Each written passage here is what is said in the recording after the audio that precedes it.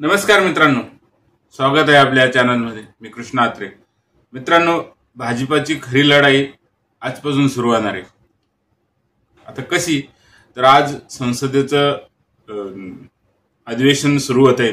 यामध्ये जे काही खासदार निवडून आलेले ते शपथ घेतात. खासदारकीची शपथ त्यांना दिली जाते आणि त्यासाठी जे काही सभापती आहे ते खासदारकीची हे करतात. परंतु या पहिल्याच दिवशी काँग्रेसने भाजपाला आडकाठी करण्याचा किंवा भाजपाला अडवण्याचा जो प्रयत्न केला आहे त्या संदर्भात आपण थोडीशी चर्चा करू. आणि ह्या सगळ्या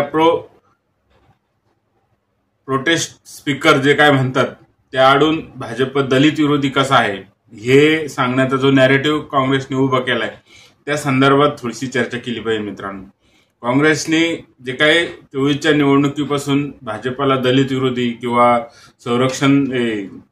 संविधान विरोधी ठरवण्याचा जो काही प्रयत्न चालवला आहे तर एक पुढचं पाऊल म्हणजे भाजप आता दलित विरोधी आहे काय अशी एक त्यांनी सुरुवात केलेली आहे. कारण जे काही प्रोटेस्ट स्पीकर म्हणून कटकमधून निवडून आलेले ओरिसाचे भर्तहरी महताब यांनी भाजपाने त्यांना प्रोटेस्ट स्पीकर केलेलं आहे आणि त्याच्याहून काँग्रेसने त्याला विरोध केलेला आहे की जी काही परंपरा आहे की सगळ्यात जास्त निवडून आलेल्या खासदाराला प्रोटेस्ट स्पीकर म्हणून निवडली जाते.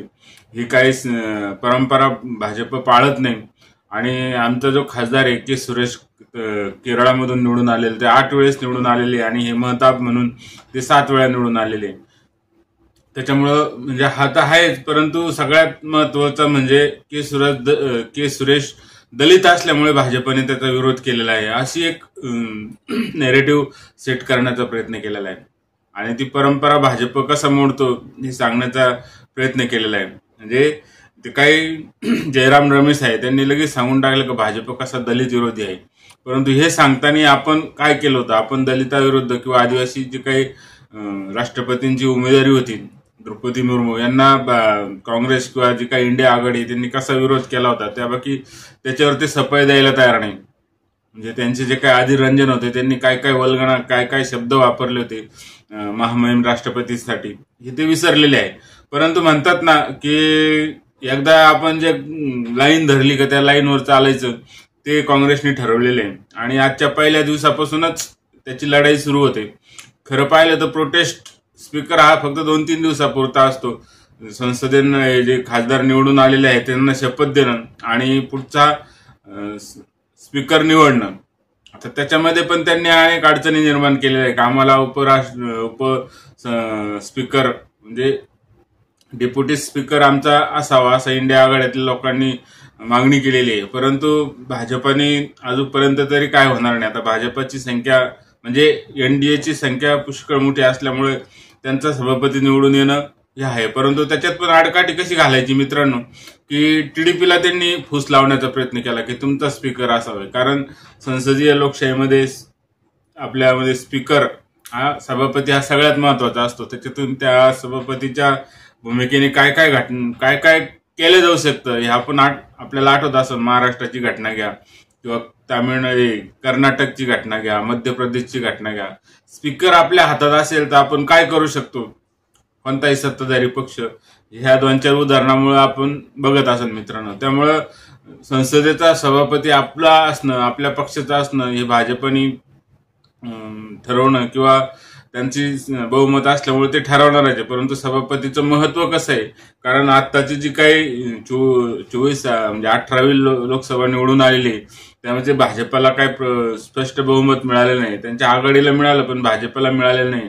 म्हणून याच्यातून आपण म्हणजे इंडिया आघाडीला ते 235-236 आहे त्याच्यामध्ये त्यांचे निवडून आलेले.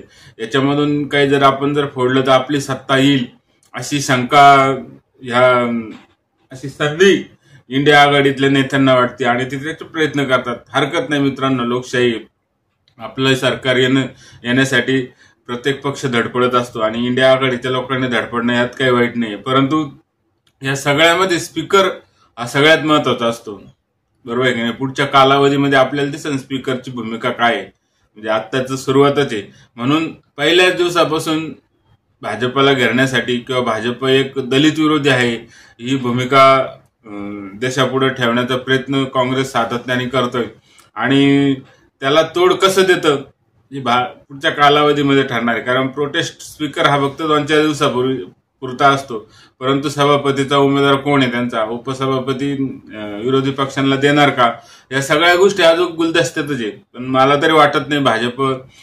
स्पीकर तर नाहीच देणार, कारण त्यांची संख्या भरपूर आहे, ते भाजपचं स्पीकर होणार आहे निश्चित आहे. परंतु म्हणजे डेप्युटी स्पीकर सुद्धा विरोधी पक्षांना जाणार नाही याची तजवीज माझ्यामध्ये भाजपच्या नेतृत्वाने केलेली दिसते. आणि ही कुणकुण माझ्या मते काँग्रेसला लागलेली आहे. त्यामुळे ते असं एक खोटा नेरेटिव्ह का आपण जे काय म्हणतो भाजपला दलित विरुद्ध ठरवण्याचा जो प्रयत्न चालवलेला आहे त्याचा हा सगळा खेळ आहे मित्रांनो. परंतु आपण कारण पुष्कळ 60-70 वर्ष सत्ता काँग्रेसने चालवली नाही, त्यांनी चांगले पण कामं केलेले आहे, पण चांगल्यापेक्षा वाईट कामं किती केलेली आहे आणि किती प्रकारे ज्या काही परंपरा आहे आपल्या लोकशाहीच्या त्या कशा प्रकारे तोडलेल्या आहे याचे पण अनेक उदाहरणं आहे. आणि या सगळ्यांना तोंड द्यायचा काँग्रेसला सुद्धा फेस येणार आहे. परंतु जे काय त्यांचा मॉरल सध्या हाय झालेला आहे, आपण आपले 100 खासदार निवडून आलेले आणि 235 इंडिया आघाडीचे खासदार विरोधी पक्षांचे आलेले, त्यामुळे कोणताही निर्णय सहजासहजी भाजप सरकारला घेता येणार नाही. आणि परंतु 10 वर्षात बघितलंय कोणतेही संसदीय काळ किंवा अधिवेशन सुरळीत चाललेलं नाही आणि आता चालेलच अशी काही गॅरंटी नाही. कारण बरोबर आहे की नाही, कारण त्यांनी पहिल्या दिवसापासूनच संघर्षाची तयारी सुरुवात केलेली आहे. म्हणून हा संघर्ष भारताला पुढे घेऊन जाईल किंवा भाजप ह्या संघर्षाला कशा प्रकारे फेस करतो ही सगळ्यात महत्वाची गोष्ट आहे मित्रांनो. परंतु पहिल्या दिवसापासूनच भाजपला दलित विरोधी ठरवण्याचा जो काय अजेंडा काँग्रेसने आखलेला आहे लोकसभेच्या निवडणुकीच्या प्रचारादरम्यानपासून, तो बाकी पहिल्या दिवसापासूनच सुरू झालेला आहे. आता यावर भाजप कशा प्रकारे उत्तर देतं किंवा आपण दलित विरोधी नाही आहोत किंवा संविधानाचं खरे रक्षक आपणच आहोत हे सांगण्याचा किंवा दाखवण्याचा भाजप ह्या 5 वर्षात प्रयत्न करणार आहे. याला कितपत यश येईल काही सांगता येत नाही, पुढे दिसेलच आपल्याला. परंतु भाजपला जे काही खोटा नेरेटिव्ह काँग्रेस उभं करतं त्याला कशा प्रकारे उत्तर देतं, कारण आजच्या काळामध्ये सोशल मीडियाच्या काळामध्ये खरी गोष्ट येत नाही, खरी गोष्ट बाहेर होस तर खोटी गोष्ट अख्खं गावभर फिरून आलेला आहे असं म्हणतात. बघूया काय होतं मित्रांनो. परंतु पहिल्याच दिवशी भाजपला दलित विरोधी ठरवण्याचा जो काय प्रयत्न काँग्रेस करते त्याला आपण काय म्हणणार मित्रांनो, आपल्याला काय वाटतं, खरंच दलित विरोधी आहे का भाजप? आपणच यावरचा विचार करू शकतो मित्रांनो. विषय जर आवडला तर चॅनल सबस्क्राईब करा, लाईक करा आणि व्हिडिओ पाहिल्याबद्दल धन्यवाद.